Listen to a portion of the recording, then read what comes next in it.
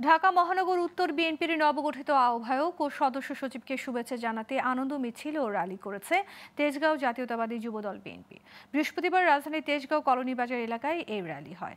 উত্তর মহানগর বিএনপির আহ্বায়ক আমিনুল হক ও সদস্য সচিব মোস্তফা জামানকে অভিনন্দন ও শুভেচ্ছা জানিয়ে র্যালিটি শিল্প এলাকার বিভিন্ন সড়ক প্রদক্ষিণ করে কলোনি বাজারে এসে শেষ হয়।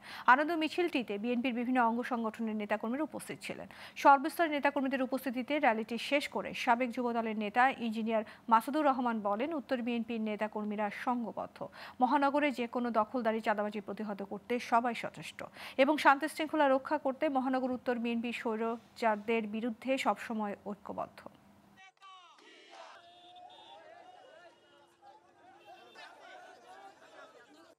আমরা ঢাকা মহানগর উত্তর বিএনপিকে শুভেচ্ছা এবং অভিনন্দন জানিয়ে আমরা একটি শান্তিপূর্ণ র্যালি করেছি এবং এই র্যালির মাধ্যমে তেজগাঁ শিল্পাঞ্চল থানাবাসীকে আমি জানিয়ে দিতে চাই, যাতে করে কোনো ধরনের অন্যায়, অবিচার, জুলুমবাজ, দখলবাজ, চাঁদাবাজি, কোনো মাদকের ব্যবসা কেউ এখানে করতে পারবে না এবং অতীতে যেটা হয়েছে সেটা যেন আর ভবিষ্যৎ আর কোনো ধরনের কোনো কিছুই যাতে আর তেজগাঁর মাটিতে কেউ যেন না করে।